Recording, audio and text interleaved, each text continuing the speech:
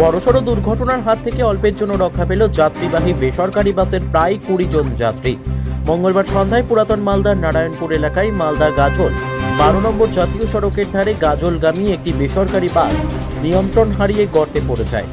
গর্তে পড়ে যাওয়ার ফলে বেসরকারি যাত্রীবাহী বাসের চাকা এবং দরজা মাটির ভেতর ঢুকে যায়।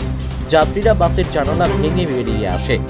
এলাকাবাসী দেখতে পেয়ে ছুটে আসে। গেট আটকে যাওয়ার ফলে বাসের জানালার কাঁচ ভেঙে বাইরে বেরিয়ে আসতে হয় যাত্রীদের। তবে হতাহতের কোনো খবর পাওয়া যায়নি। ঘটনাস্থলে স্থানীয় বাসিন্দা এবং পুরাতন মালদা থানার পুলিশ পৌঁছে পরিস্থিতি নিয়ন্ত্রণে আনে। এলাকাবাসী অনুমান 2 গাড়ি ওভারটেক করাকে ঘিরে এই ঘটনাটি ঘটেছে।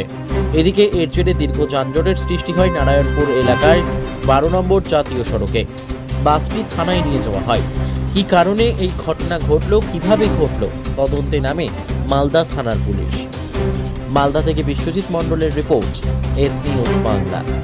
গাড়িটা এখানে পাল্টি খেয়ে যেত, একটুর জন্য বেঁচে গেছে। আচ্ছা, তো গাড়িটার প্যাসেঞ্জাররা দরজা ভেঙে বের হয়েছে। কাঁচ ভেঙে? কাঁচ ভেঙে, হ্যাঁ। জন্য না কিছু বোঝা গেল কেন এই ধরনের দুর্ঘটনা ঘটলো? দুর্ঘটনা মনে হয় দুটো গাড়ি ওভারটেকের জন্য হয়েছে। টাইমের জন্য এরা রেসারেসি করে, তারপরে ওভারটেক করতে যায়। হ্যাঁ, এগুলো চেন মাস্টারের জন্য হয়, এগুলো চেন নেওয়ার জন্য, চেনের গাড়ি এগুলো তো বাস টাসগুলো, তার জন্য ওভারটেক করতে যেয়ে এগুলো দুর্ঘটনা ঘটেছে। আহত হয়নি কেউ? আহত হয়েছে, অনেকজন হয়েছে।